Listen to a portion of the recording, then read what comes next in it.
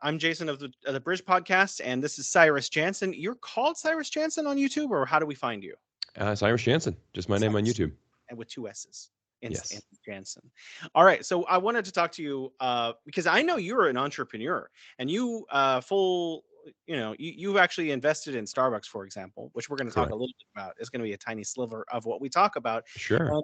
And Starbucks is huge in China with 6,500 branches right now, Yeah, with something like 2,000, 3,000 coming by 2027. Is that right? exactly. That's right. Absolutely. So American business, big business is big on China. Is that right? Oh, absolutely. Jason, I think what's really interesting is we hear, constantly in Western media is, we need to decouple from China. We need to de-risk from China. We need to, and it's interesting, especially with the very far right-wing politicians and those that are, extremely hawkish. There are these China hawks that are very aggressive towards China. They have a very just completely irrational view of the world that we live in. And just the fact that, for example, as you know, the United States and China relationship is worth over $700 billion. I'm talking the trade relationship specifically. And there is so much business being done between the United States and China. It would be absolutely impossible for the United States and China to decouple. Now, there's Mm. certainly some things of de-risking, if you will. You've kind of seen that terminology change. In the beginning, it always used to be we need to decouple, we need to separate everything we can from China. But realistically, it just doesn't make sense. I mean, we've been building this relationship with China for 50 years, and to throw it all away, for what? One of the very first YouTube videos I ever made was just talking about how you look at the Dow 30 and all of these companies have supply chains tied back to China, or China is a huge market for them. And so, we've spent 50 years building this relationship. The United States and China are going to be tied at the hip for the foreseeable future.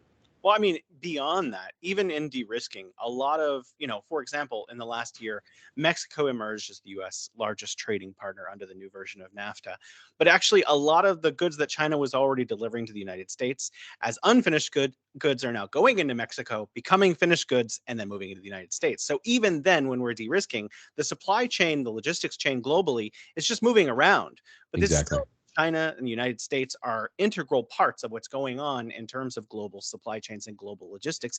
I also read recently that pharmaceutical goods for the United States are almost exclusively made in China. So if there was a de-risking or a full decoupling, which is not imaginable anymore, thank goodness some reason prevailed, the Right. United States suddenly would just run out of every kind of drug imaginable, which is, ridiculous and couldn't happen in reality.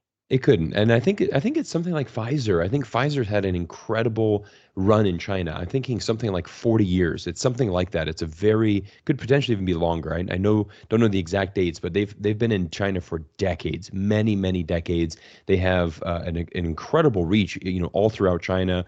But again, I mean, tremendous amount of factories, tremendous amount of business.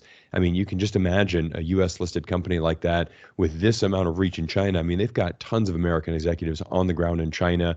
When we're talking local teams of probably tens of thousands of local Chinese working for Pfizer in order to make that industry happen. And yeah, Jason, you're exactly right. I mean, it's not feasible. It's not going to happen. This, a complete decoupling from China. It's completely counterintuitive to, the future of America's own economy. On my phone, which I order food at home a lot here in China, it's much more convenient than the United States. The United States still has a little bit of catching up to do on this. Hmm. But if I open my phone, I open Alama, like the top 10 restaurant choices that appear, which is like Right. Grubhub China for people who don't know, are like McDonald's, Burger King, KFC, even Taco Bell now here in Beijing, which is also Yum Brands, which controls KFC. I think Right. there is something like 40,000 locations that Yum Brands has of various different kinds of outlets. They own Pizza Hut, KFC, Taco Bell, and other brands that are starting to open up. And Popeyes is now coming back apparently Right. into Right. China. I've heard that. I wanted to just go through a list of some of Sure. the things that most people know, but I think they need to be reminded of that exist Right. here in China. So we have two Disneylands. Right. We have one in Shanghai, one in Hong Kong. So Disneyland is gigantic, and there are Disney stores in every major city in Right. China, which are amazing. I'm a giant kid, so I go to Lego stores, I go to Disney stores. I Yeah. have all kinds of ridiculous things that adults probably shouldn't have, like Star Wars toys. But we have a Universal Studio now here in Beijing. Right. I haven't been to, but everyone I know has been. I'm just lazy. Hilton is growing, so I Right. think it's going to be growing to 730 branches by 2027 also. Right. And we have eight. China is a member of APEC. The U.S. is a member of APEC. We just had a huge meeting in San Francisco not too long ago, and Right. I'm on here on the ground. So I went ahead and I went to the grocery store near my house. This is just a Mhm. random grocery store, Walmart, by my home, and I wanted to see, just based on brand recognition with my eyes. I wanted to see what American brands I could find, and I found them in about 20 minutes. And I took a Right. bunch of pictures and checked out where they are. So I found Oreo cookies, which is headquarters Chicago. I Right. found Snickers, Mars, Virginia. I saw Gillette, and I knew, okay, this is something I always got back at home, Cincinnati, Ohio. I Right. saw what is it, Schick, which is a Gillette's competitor, Connecticut. I saw Anheuser-Busch, which is located in St. Louis, Missouri. Procter and Gamble owns VS, Vidal Sassoon. I don't use their product. Sorry, I think it's more of a lady product. Right. Cincinnati, Ohio. Safeguard, Hormel Foods, Smithfield Foods, Hormel, Spam, Hot Wheels, Lay's. I just wanted to go through a little bit faster. Yeah. Tide, Colgate, Clear Clean, Listerine, Skippy. My brother loves Skippy, by the way. Raid. If you got a cockroach problem, I guess. Olay, French's Mustard, which is actually Baltimore, not France. McCormick owns a lot of the seasonings, which are here in China from Right. Maryland. And it goes on and on and on and on.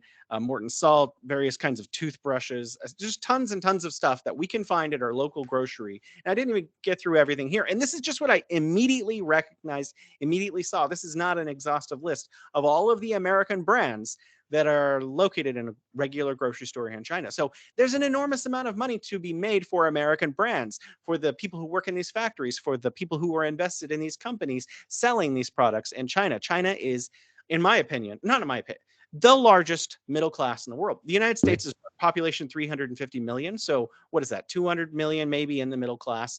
China is a population of 1.4 billion people, and that's a half a billion people in their middle class. So we're talking Right. about 500 million people buying Skippy. So Right. maybe not all buying Skippy, but you know what I mean. So like Right. Right. the idea that that congresspersons would try to decouple from China, it only hurts U.S. businesses. It does. Jason, I think an important point to really point out to the viewers and those listening to this podcast as well is we have a very big disconnect to reality of what's really happening in China, and that disconnect is just so large on the media here in the United States. It is actually truly remarkable when you turn on a Fox News and you actually listen to their comments about China, because it's not even it's so far removed from reality that it's to the point of that they must be going out of their way to be making things up that are just complete nonsense. And a great example with this would be Gordon Chang, who is obviously a very, very prominent anti-China hawk. He is constantly on radio and television, making, I would say, 3 to 5 appearances a week minimum, somewhere in the United States as this great China expert. Gordon Chang, very famous for writing The Coming Collapse of China, which was published in 2001. Obviously, we're almost a couple weeks away from the new year here, so almost 23 years of being wrong on that prediction. In And 2011, he said he was only off by 1 year. So yeah, exactly. So I mean, he's had just a history. He's kind of like the what is it, the Nostradamus, who's always predicting like the end of the world and all of this stuff. So, but what's interesting, even with him, is he said, it's so dangerous that we're going to have electric vehicles made by China navigating the streets of California, because once the war starts, China is going to be able to flip a switch, and all of these EV cars are going to be used as battering rams and be killing innocent civilians in American streets. And it's like, wow, like that's just so far removed from reality. I mean, that's just hyperbole. I mean, it's just really nonsense. I mean, I don't think a rational person or anybody that's really educated, anybody that's been to China, any businessman, no one is looking at this with any credibility. We simply can write him off because we've been there, we're experienced, we know that. Unfortunately, there's a lot of uneducated people that really, quite frankly, don't know anything about the outside world. So they're very gullible. And we have a very large population inside this country that will listen to the Fox News and be completely brainwashed and think China is just some dystopian hellhole that is just so far removed from what really is there. And, it's interesting, Jason. I mean, as you know, I used to live in China for 10 years. I've come back to the United States. I do enjoy being here because I really do find my role very important here. I always want to improve U.S.-China relations. I think it's important to live in one of those two locations. You're on the ground in Beijing. I'm here in the United States. But it's great because every day I talk to people. I tell them about my YouTube channel I run. I tell them about the work that I do in China. And when I get a chance to connect with people one on one, it's always a much different experience because it's like, oh wow, you're an American that actually lived there for 10 years. Like you actually know what it's really like over there. Like tell me, what is it really like? And so yeah, again, I think that's the big message I really want to get through is that what our politicians preach or that they do, it's really become a sad point in the United States where we just try to say the most ridiculous things on the TV in order to get more TV time, in order to sell our votes. And I mean, it's just BS. I mean, that's just at the end of the day, that's all it is. And it's just a waste of time, for a lot of people because they don't, again, I always say, look at the business leaders. These are the guys that move the needle, that really make the decisions. And again, it's why you're seeing companies like Disney and Universal and Colgate and Procter and Gamble and Pfizer and Hilton and McDonald's and all of these companies. You open up a Starbucks. I mean, for over a decade, the growth was not coming. Starbucks has been a very lucrative stock to hold for, a long time. And the main reason for that is China.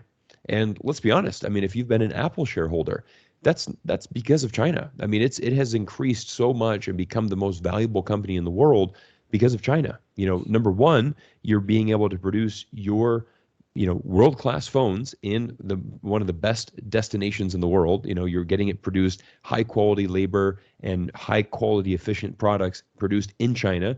And then not only that, you export them to the United States and then re-import them right back to China and sell them to that massive 5 to 600 million person deep middle class, which you talked about, Jason. So there, you're kind of double dipping. You're getting to manufacture in China for the cheaper price, but then you're also being able to turn that around and sell it at a full retail price to the Chinese consumer who are happy to buy that as well because they are rising. The middle class is rising in China. People are becoming more wealthy, etc.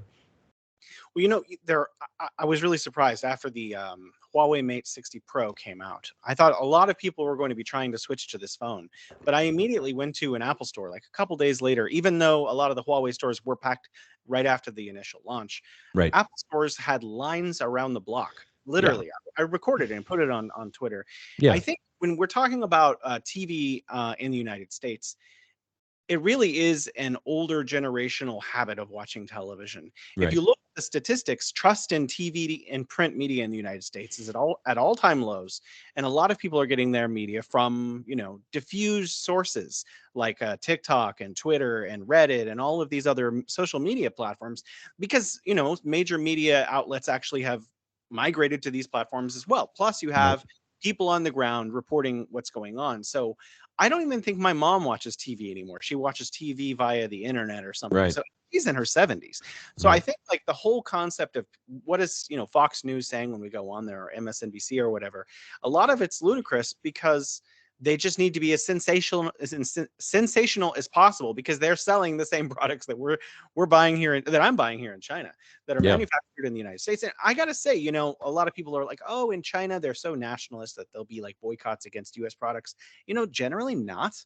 Yeah. I have to say, Agreed. like, really, like people who like Snickers bars are just going to keep buying Snickers bars pretty much no matter what. And I've Right. never seen like KFC struggling because there was any kind of boycott or anything. And Taco Bell's growing. A few years ago it was one Taco Bell in Shanghai. Now Yum Foods is starting to roll them out. Thank goodness. I think there's like 5 here in Beijing now. Okay. Yeah. When I put it into Didi the other day to go to the one location I thought there was, I suddenly had a suite of options for where I could go to get Taco Bell. So Yeah. like US brands are growing rapidly. And Disney, I think Disney's a really good example because parents love Disney. If you Yeah. see a child on the streets of Beijing or Shanghai or Chongqing, any major city, they're guaranteed if they have a child with them, that kid is wearing a Disney backpack.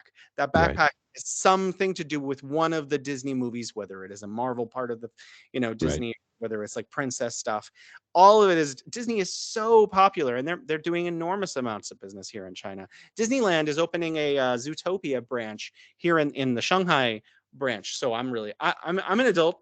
I'll bring my wife. We'll go. We don't have kids, but Yeah. I Yeah. want that. If there was a Star Wars theme here, Star Wars is not as popular in China. That's one thing didn't Right. really ever catch on. But if there was a Star Wars part of the Disney theme park, I would already have been there. Yeah. Yeah. No doubt. I Yeah. got to That. go to Disney before it opened in one of the soft openings. It's an amazing park. It was really slammed for the first year or two, and now Yeah. it's just business as usual. And they're doing money. They're making money hands over fist. There are lines at Disney every day. So I think this concept by these like the people that you're talking about, radical congressmen or like radically right wing, or even left, some people on the left too. This is not just a right left wing thing. No. There's kind of an anti-China sentiment amongst people who know very little about China. I got to say about Gordon, who we were talking about before, all due respect, he hasn't been in China in 20 years. Right. So what he knows about China is, I mean, you were here just a few years ago. China in 2016 and China in 2008 was a different planet. It's a completely Yeah. different universe.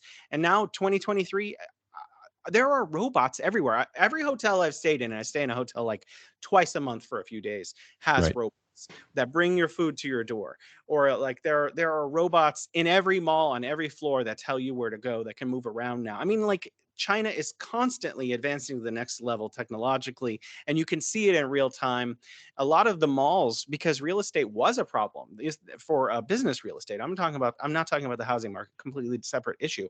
But Right. just like in the United States, a lot of the business real estate had plummeted in value because people were working from home. Right. So service industries came into malls and took up a lot of that square footage. Now you have a lot more arcades, you have a lot more like laser tag, you have a lot more like ice rinks, you have physical entertainment that you can't just do at home. Right. So you go to like the mall, there's VR places in every major mall that you go to now. Nice. Very So cool. it is very cool. And China is just constantly breakneck, like trying every new fad that came out. I went to CIIE in Shanghai, and there are things that okay, when I was a kid, and I guess still now, parents are worried about their kids getting fat or whatever, because they're just playing on a little joystick. But now they have video games. You run around, and the ceiling, floor, and walls are completely interactive, and you're in that world, literally running around in like a Right. warehouse environment. So like, Nice. it's just, I saw this at Siftis in Beijing too. I can't wait until this becomes ubiquitous all over the world. It Yeah. always has to start somewhere. Do you see this in the States, this kind of tech? I mean, we have a lot of tech like that as well. I mean, I would say we've started to see some of the robots in restaurants delivering some food and things like that. I mean, it's certainly not at the level of China, and it was really good for me this summer. I was able to go back to China for a week for business. So I was back in June 23, so earlier this summer. And, because it's so important when you're discussing China. I mean, you got to be living there or visiting there. You've got to be in touch with what's going on because, as a year in China, I mean, the country changes so fast and, the technology improves so much. And I think you brought up a couple good points, though, Jason. I just want to hit on real quick again, is you mentioned the fact that the Huawei phone was a massive success in China, the Mate 60, which it was. It was a great, financial success. It was, it was certainly for a lot of Chinese, it was a source of national pride. I want to buy the Huawei phone. It's made in China, proud to be Chinese, made in China. But that being said, again, you have a middle class of 5, 6, 700 million people. There's plenty for many brands to exist. So I know that and the reality is that the Huawei stores are going to be packed, the Apple stores, the Samsung, the Xiaomi, they're all going to be packed because there's enough customers to go around and everybody's going to have a smartphone. So, but I totally agree with you is that's one of the biggest things that I always mention is, when everyone, my most common question that I get is, what's it like being an American in China? And I say, to be honest, it's amazing because Chinese people are some of the most friendly people that you'll ever meet. They are fascinated when you are tell them that you're from America. They always want to talk about the country. They always want to know where you're from, what's life like in America. But obviously Chinese have a tremendous respect for the United States. And I think that's a really important thing because there is no animosity. And I think, for example, I would say that a lot of Chinese would probably say, I'm not a huge fan of your government. I don't really like the American government, but as far as the country, the land, the people, the culture, certainly people like American people like yourself, yeah, I'm a fan, or American food or products or things like that. And, it is a great testament to America, how many amazing companies that we have and the products that we're able to do and the marketing that we're able to do and the global reach. You think of something like Coca-Cola, for example. I mean, it's literally in every country. It's everywhere, right? You go to some tiny village in Africa. I mean, there's Coke there. I mean, if there's going to be one foreign drink, it's going to be a Coke. I mean, their reach is incredible. Obviously, very big in China as well. But it is awesome because there's a lot of. I mean, when I was back, I got so many people coming up to talk to me, asking where I'm from, and every single time. And that's the entire 10 years I was in China, and every time I visited thereafter, everyone always has a very positive image of America. And I think that's really important. It's just something I want people to really understand. And I think what I always try to tell people on this side as well is, what's life like in China? I mean, it's actually pretty similar to what we're doing here. It's not that much different, right? Right now in China, there's people at a Starbucks, talking about their, the latest movie they saw. There's a grandma, walking her son home or her grandson home from school, and there's a granddad, playing, doing some activities with their kids. I mean, they're, and kind of in life, we all want this, a similar thing. We always want to, live a better life and have a family time, things like that. So, our countries are very similar in many ways. And I think it's really that people to people diplomacy that's really important. When you actually connect with Chinese people here in America, people don't have a problem. I mean, America's an immigrant country. We welcome people from all over the world, and it's the diversity here that is a great thing. And I think China is very similar in that, is that they are very welcoming to foreigners around the world. And, I mean, I think one of the interesting things, I was talking to an older man when I was in Shanghai this year, and he just said, thanks for coming to China, like right now, like he came in June 23, thanks for coming, when it just opened, because that, the international tourists were able to come in on March 15th, as when it reopened this year. So as soon as that opened, I said, all right, I'm going back, and a couple months later was able to come out. And so, yeah, it was a great experience. And you know what? I mean, it's just so important, that more people understand what China is really like and how important this relationship between U.S. and China really is, Jason. I completely agree. I was also thinking about, we were talking about amazing things that the United States has that Chinese people appreciate. And I have to say that one of the key things, maybe the major thing, is the university system. Mm, China has unbelievably better universities now than it did 20, 30 years ago. And they're correct. actually ranking world globally, but that's not the point that I'm trying to make. So that's not where I'm going. But, there's not a Chinese person who wants to go to college that would turn down an offer at Harvard. So Right. like, U.S. university system, Berkeley, Harvard, UCLA, USC, all the, Yale, Princeton, they are internationally recognized brands that Chinese people would love to attend these universities. Right. So, that's one thing that I'm hopeful in terms of people to people exchanges, because, we do have leaders who have maybe been to China once or have never been to China, who say bizarre things about China and misconstrue what life is really like here. So I'm Right. really hopeful that more Chinese people will go back to the US to attend universities there, and we can have people to people exchange, because much better than, 10 or 20 diplomats going back and forth between countries having a dialogue would be tens of thousands of people living in one another's country. Now, I looked at the Absolutely. data for 2018. There were 72,000 Americans living in China. I don't know what the number is today, but I imagine it's about half. So Right. I would love to see more Americans come here to China to study at universities, also to get jobs. Even, you're 22 years old, you just got out of college, you want to take a year off or just do something different, come and teach English over here. Right. There's definitely room for English teachers to come to China, live in the city of your choice, and Right. get that firsthand experience. Maybe you make some business contacts. Maybe it changes your life. Maybe you just go home after a year and you can tell people what life in China is really like. But Yeah. I think, one of the things that makes that difficult is there's a warning on the State Department's website saying all of these things about China, which are patently not true. Like, oh, if Right. you go to China, leave your computers at home. What? I'm sorry. Don't do Right. that. There's no reason to do that. No one's going to like plug something in your computer when you arrive in China and make sure that you don't have like Facebook or some bizarre thing that you Right. be anticipating. And for the parents that are out there who are thinking about letting their child come here for school, come here for university, it's just like America, really. And only it's more affordable. Everything here with the purchasing power parity of Chinese economy, you can afford to live, you can afford to go to university, you can afford to have a good time actually out on the town, and you probably graduate with far less debt than if you attend a US university. No, Think about absolutely. this for Americans, because I love the idea of people to people exchanges, people coming out here to China to see what life is like for themselves firsthand, and not just for a week or two on a vacation or exploration trip, but like actually coming out and living here for a year or a few years. Coming to Yeah. university in China is going to give you the ability to speak Chinese. All the Yeah. people who I know who speak fluent Chinese learned at Chinese universities. You're going to make contacts. The two largest economies in the world are the United States and China. If you are an American with Chinese contacts and the ability to speak Mandarin, you are perfectly placed in the modern world to be successful. The rest is really Absolutely. up to you. You got all the tools that you need. So I Right. would love to see more Chinese people come to the United States. I would love more people from the United States to come to China so that we can kind of diffuse the tensions that have been boiling up for the last few years unnecessarily. Yeah. No, Jason, I think we're seeing a big progress. I think what's really interesting is how important that meeting was between Xi Jinping and Joe Biden at the APEC meeting in November. It was really a great thing because, number one, I think for the China hawks, they really struggled with that because, for example, they had just preached constantly how, we need to decouple, we need to decouple. And then all of a sudden you see Xi Jinping come.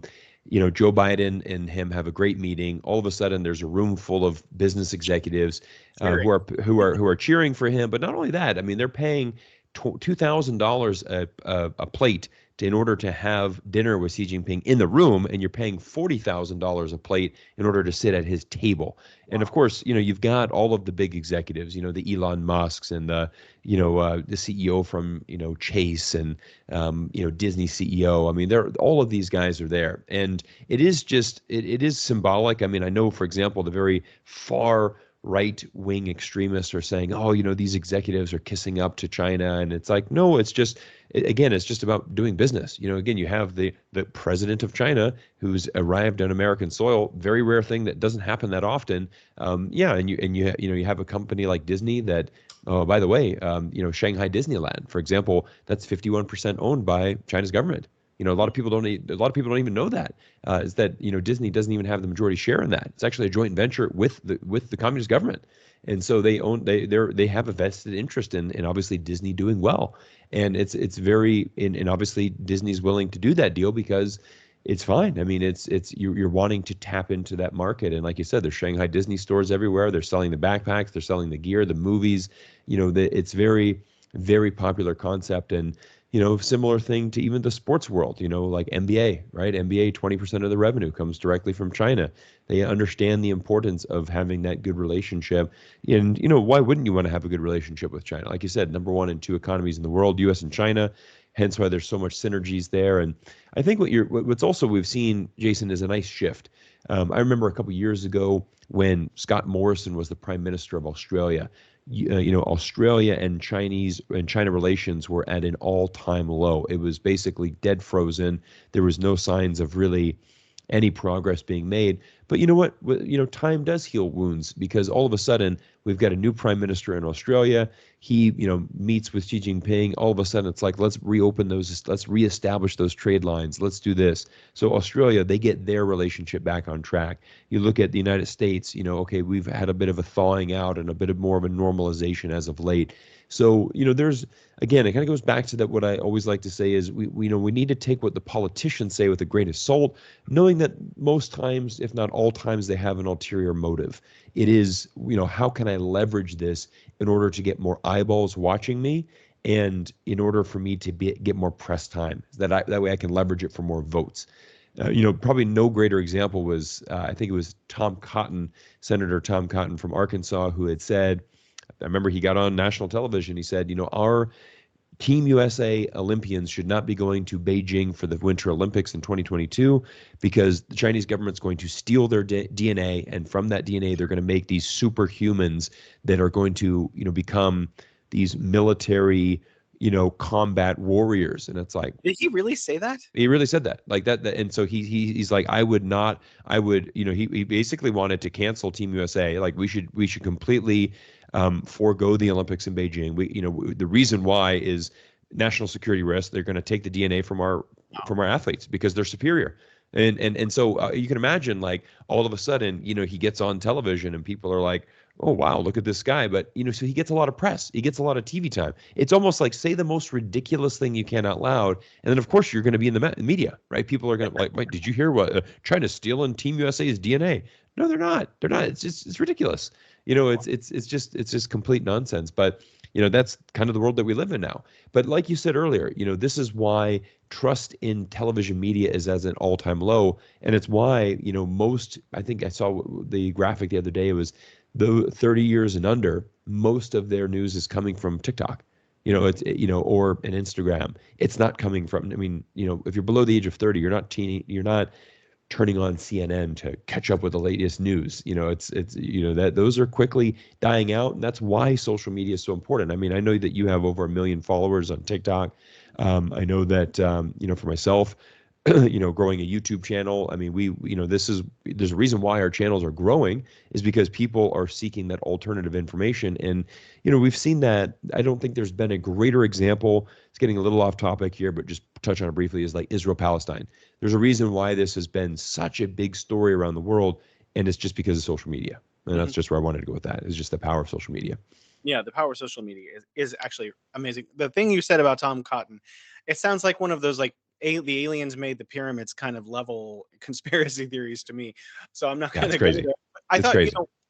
in terms of the thawing of relations vis-a-vis the United States and China, I think it's really interesting. Before Blinken came, right? Before Yellen came, before Gavin Newsom came, before Xi Jinping went to San Francisco, Tim Cook came to China. Elon Yeah. Musk came to China. U.S.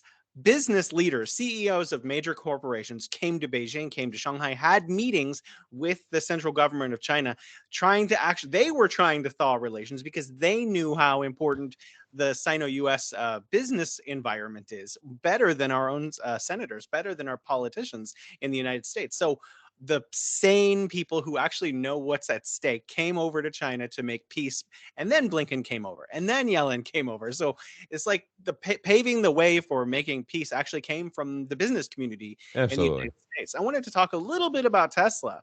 Now, you Yeah. were mentioning, China's a huge market. There's room for Apple, there's room for Huawei, there's room for Xiaomi and Samsung, but the same is true of the EV market. Firstly, Right.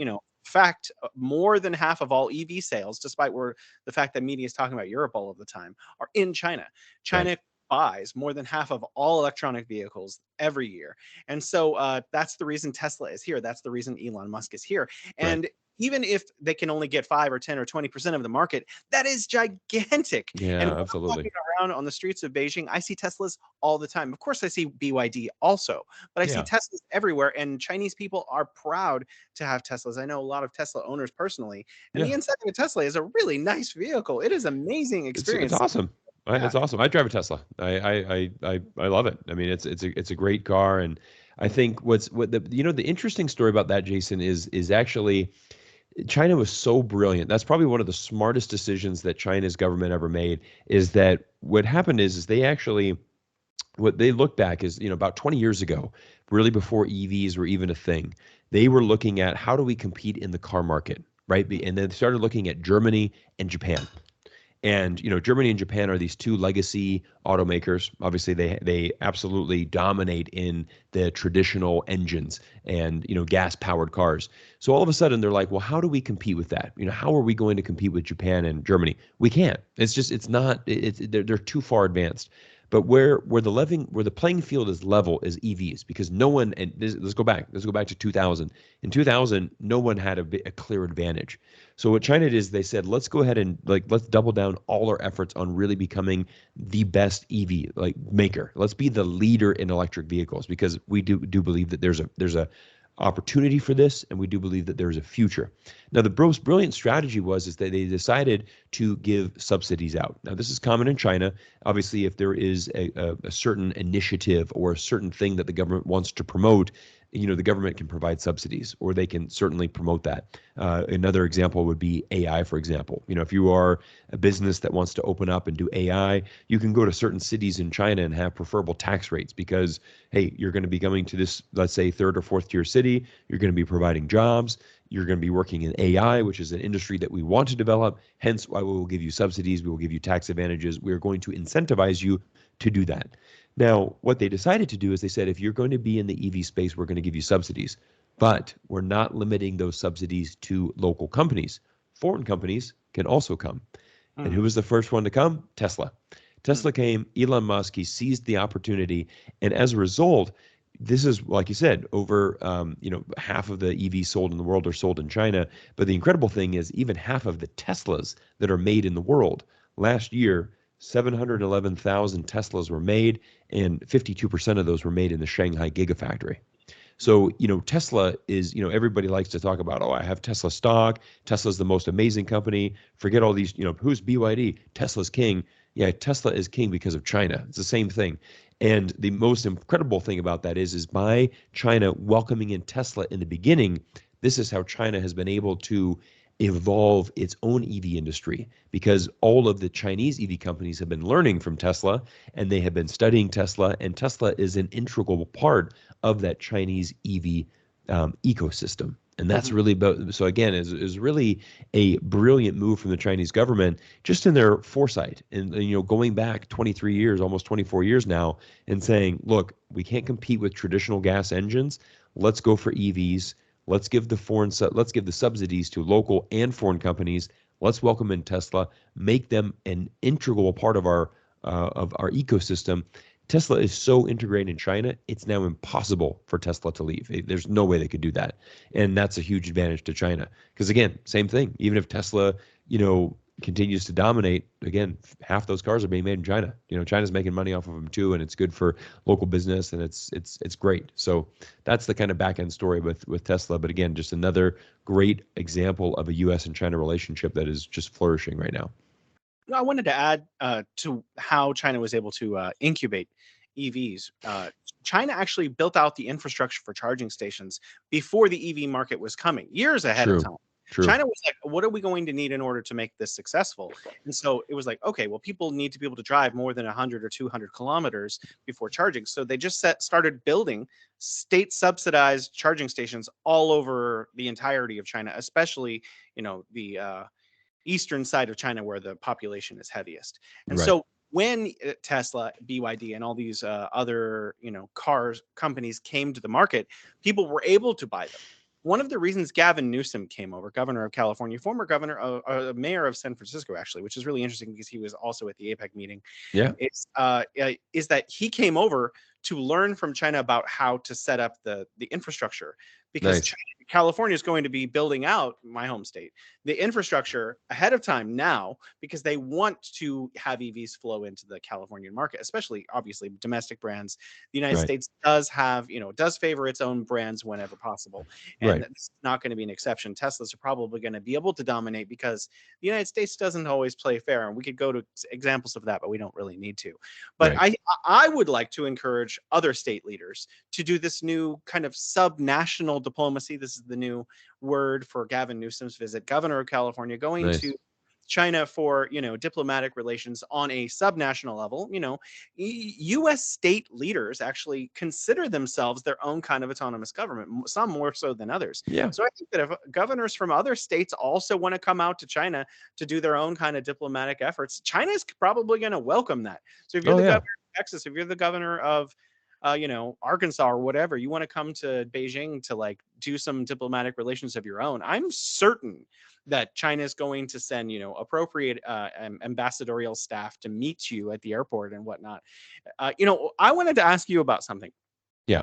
Here in the States, Yellen, you know, uh, Secretary of the Treasury, she Correct. came out here to China last year, and she apparently it looked like she had a good time. And then she was at the tarmac to meet Xi Jinping off the plane in San Francisco, and Right. she already announced that she wants to come back to China in 2024. You know quite a bit about business. In your opinion, is this about trying to get China to continue to buy U.S. treasuries? It's definitely a big deal for the United States to keep buying those treasuries because I think what's happening right now is, we have a very in inflated stock market right now that I think is heading towards a major correction. We've obviously are feeling the pain of just printing endless amounts of dollars. Inflation is absolutely rampant in this country right now. I know that's something you have no idea about because you have deflation in China at the moment, and things are much more reasonably priced as a result. But I mean, it is at a point right now where there's a lot of people struggling in the United States with the cost of life and the cost of living, and it is something where the rich get richer and the poor get poor, and it's this divide. This wealth gap is just widening extensively, and it is quite remarkable. So I think what we're seeing here is I definitely think that Yellen would like to see that, once all of a sudden, China's made some interesting moves. They've started to, start dumping their U.S. treasuries. They started, buying a lot more gold along with Russia.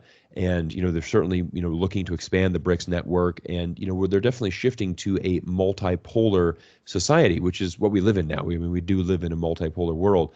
But I think what's important to realize is that it was China that bailed out the United States in the 2008 financial crisis. Not many Americans know that it was China buying our, treasury bonds that really helped bail out this country. And so I think, for the United States, obviously you want to sell those bonds. You want to sell those treasury bonds, and you want to make sure that people around the world, your partners around the world, have that large trust in your government. And it is certainly a sign that trust is, maybe we don't want to hold as much as we used to. Maybe we want to start dumping some of these treasury bonds. I think China's a little bit limited. It's not like they could just clear them all out. I mean, they own so much, U.S. treasury bonds that, it'd be very difficult to offload them. Who else is going to buy that many? It would be the question. So I think the other answer to that, Jason, is that Yellen is not stupid. She also knows that our United States economy is directly connected to China. And so, she said, I think her quote from earlier this year, loosely quoting this, is that, the United States and China, if it were to decouple, it would be an economic disaster. And she said something along those lines, realizing that, we would cannibalize our own economy if we really were so stubborn that we wanted to cut off every tie to China. It's just not going to happen. And we would ultimately, Americans, most specifically, the American consumer would be getting the short end of that stick for sure. Well, I kind of want to add to that a little bit because I was Sure. also I see a correction coming. I don't know if it's going to be as bad as I originally thought, because I thought it was going to come in H2 of this year, because Right. they're going to cut interest rates. They've announced they're going to cut Right. interest at least 5 to 6 times next Right. year, which means that they may actually soften the blow, and maybe the U.S. economy cannot, go into this grinding halt like everyone was suspecting. But I Right. mean, I guess my point in asking about Yellen is, if the United States wants to make sure that China buys more US treasuries, one of the things that because China has 3.5 trillion in current foreign currency reserves, and Right. it might just invest those in the Belt and Road Initiative and other endeavors and all kinds of, Euro bonds and other things, just to diversify away from the dollar. But Right. it occurs to me, as an American who wants to see, China and the US get along really well, that having China own treasuries is not just in the US benefit, but it benefits both countries because it creates, requisite ties to Right. maintain the peace. And so for me, looking at Yellen, I would assume that Yellen should be pressuring our political leadership to make sure that, our diplomatic efforts towards China are positive, so that in 2024, 2025, China continues to invest in some US treasuries, whether it's diversifying somewhat or not. And Yeah. so I would like to see our political leadership be a little bit more mature vis-a-vis our relationship with China. And I think it's going to be very interesting here, Jason. As you know, we've got the election coming up. And so I think what you're going to see is one of the things you mentioned earlier was the fact that the left and the right are pretty much anti-China right now. There's certainly an anti-China sentiment in Washington, and it is a difficult one because, for example, Joe Biden's got to play the game, right? I mean, if he wants to get reelected, he cannot come out and have, this more of a progressive stance. For example, he can't do like a Gavin Newsom and be like, "Hey, we should learn from China. Let's go ahead and why don't I go visit China and see how they built this infrastructure? I think that'd be good for America." You say that, good luck. You're going to lose the election. So you've got to, that's the major thing that people need to understand. You got to play the game. So Biden's not stupid. I mean, he's going to play that game, and but that's what's also interesting. Let's imagine that he does win a second term and he locks that in. Obviously the first question is, can he make it all 4 years? I mean, or what's going to happen for the Democrats there? But the interesting thing in theory would be is once you lock up that second term, that's kind of when American presidents can kind of do their thing because when you win your first term, you're first spending the first year and a half trying to get your bearings. Maybe you do work for a year and a half, but then all of a sudden you're basically just trying to get reelected. And then after you get that second term, that's when you can kind of, it doesn't matter. You can say whatever you want to say. You're kind of guaranteed to finish out your terms. And that's when you start to see politicians be a little bit more truthful because they don't have to play reelection. You're out. You're a limited time in America. You can only do a maximum of 8 years as president. So that's the interesting thing about this system is that so much of it is playing the game, playing word games, and really knowing what to say and how to say it, and appealing to get that almighty vote. And that's really all that matters. I'm actually really concerned about the election because I think, there'll be a who can bash China the most competition among some of the members who are going to be running, some of the potential candidates. But I wanted to actually talk about investing in China really quickly. There has been even amongst some of the giant media organizations who cover economics, and I'm not going to call them out by name, there's been a lot of down talk about China. And I wanted to put some context on that because I don't think that it's fair. Because the IMF, for example, at the beginning of the year, around January, February, put expected GDP growth for China to be about 5%. And they have since, moved that up to 5.4% anticipated GDP growth for China during the year 2023. I want to put that into context. Even though GDP figures as a percentage of the size of China's economy growing in previous years have been slightly higher. It's because China's economy is so large now that those percentages go down. This year, China is adding $1.5 trillion USD to its total GDP. Last year, China added, guess what? $1.5 trillion. The year before, $1.5 trillion. The year before, $1.5 trillion. It's been pretty consistent, the amount of actual GDP growth that China has been having. But each time China's economy becomes larger, the percentage that it grows of China's economy is reduced slightly because China's economy is simply so enormously large now. So I think that when people say things like, oh, China's economy is slowing down, it's actually not. It's actually just continuing at almost the exact same pace. What's slowing down is if you look at the percentage and you see, oh, this is the percentage, it seems to be going down. It's still growing by a lot, but it's just growing as a smaller percentage of the total size of China's population. I also wanted to talk about something, in the United States, and starting from the 1970s, there was already offshoring.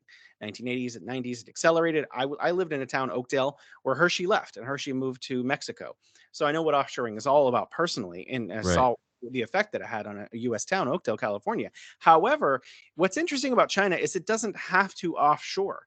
It can reshore to itself because the western half of China is still in need of economic development. So a lot of factories that were operating in Guangdong, they're not just moving to Bangladesh. No offense. I mean, lots of stuff is moving to Bangladesh, like t-shirts, textiles and stuff. But a lot of Chinese manufacturing is just moving to the west of China, to Gansu and to, Qinghai and all these other places in the west of China that still have low but qualified labor force that can continue to add. So, realistically, China is a great place to invest. I actually read that the Shanghai Composite Index grows by about 10% a year and has regularly for a decade. So I think that might even beat, NASDAQ actually. So if you want to invest in index funds in Shanghai, it's probably better in the long term than investing in the US. I'm not saying anything bad about the US economy. I think the US economy is actually pretty amazing, really. I think there are problems in wealth distribution, but the US economy is actually quite strong. Yeah, in my opinion. Yeah, I would agree with that. And I mean, in the wealth distribution, I mean, that is just this result of this kind of endless capitalism. And that is just a very big difference is because, for example, I mean, that even goes down to a cultural difference, in America, and, obviously in China, you have a socialist society where, certainly the government is wanting to promote more of those socialism fundamentals where, for example, if the tide is rising, then you want to have all boats rise, whether it's a yacht or a small boat, so a rich or poor, everybody's boat should be rising.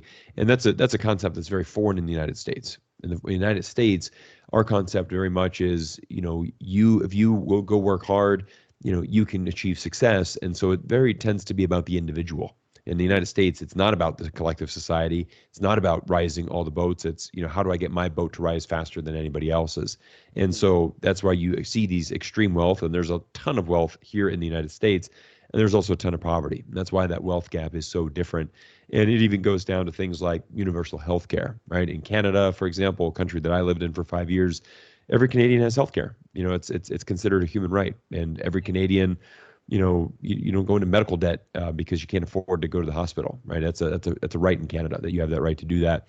In America, it's a very, very different concept. It's, why do I need to pay for your medical insurance? I have nothing to do with you, right? You're on your own. So it's just a little bit of like, also, that's why I always say there's a lot of cultural elements as well when we're analyzing these geopolitics. And certainly China, much more collective society, much more of a socialist society in practice. So those are some important perspectives to understand. Mhm. Well, I mean, I wanted to ask you, I guess this would be kind of like the pinnacle of the show, is would you suggest to other Americans, to American companies, to find ways to invest in China? I think what's really the short answer to that is yes, and the main reason for that is that I love Warren Buffett, and one of his famous quotes is that when others become fearful, it's time for you to become greedy, and when others get greedy, it's time for you to be fearful. And so I think that's a really powerful quote. It's obviously a very good one for investing. Obviously, when everybody's saying, "Oh my gosh, look at how much money I'm making in the stock market. Let's all buy, buy, buy, buy." Yeah, it's probably a good time to start taking some profits, or be cautious moving forward, because you've reached that point of, obviously the stocks are appreciated so much already. How much more can it go before it kind of levels off or even declines a bit? So I think with China, there's obviously a great opportunity still. I mean, I think that's where you're looking at these, United States companies. Again, something like we opened the show with, something like a Starbucks, where it's like, what other market is Starbucks opening up 3,000 new stores? Right? I mean, it's not the United States. I mean, we've basically capitalized on the market here, right? Starbucks is very profitable here, but I mean, how many more can we open up another 3,000 Starbucks in America? Probably not. China, absolutely, and it's going to happen. And as you know, I think you're very, as you know, like China's already. I think it's one of the fastest growing coffee regions in the world, like coffee drinking countries in the world. I mean, A lot Chinese of people people. thought Luckin was going to go under at 4,000 stores because of the problems that they had in the United States. However, now they're at 10,000 stores in China. Yeah, and then that's been a great bounce back story. I mean, they had some financial problems. They had a big scandal going on. The stock went all the way down to, I don't know what it went down to. I mean, it was basically down No, to pennies. they fired Um, their entire senior staff and started. yeah, absolutely. Had a huge scandal. So I mean, that was just really quite amazing. So yeah, absolutely. I mean, the short end is, I think, Jason, is, I would always be looking at China, and never underestimate China. I think that's the one thing that I've learned in living there for many years, doing business for many years, is, China always seems to surprise. And it's I would never count them out. It's the same thing if, one of the things that we've seen is the United States trying to sanction and really cut off China's access to technology. Well, that just makes China work harder and innovate faster. Yeah. That's the Apparently, they have simple. a Kirin 5nm chip now. That's a I've few days heard ago. that. I mean, Wow. I've heard, so I mean, that's the amazing thing is, again, that, you force China into a corner, then you're just forcing China to innovate. Do you really want to bet against Chinese people innovating? I Right. mean, they've had a pretty good track record. I mean, you can go to China yourself and look at, how advanced and much more modern and sophisticated, China is compared to the United States. I'm just talking infrastructure in cities and how cities are built and how they function. It's amazing. I mean, it really is. And I know any American or foreigner, for that matter, that goes there and really sees that firsthand, they're impressed. It's truly incredible. Thank you so much for your time, Cyrus. I hope that we can get together in maybe a few months again. Absolutely. Be my pleasure, Jason. Thank you so much.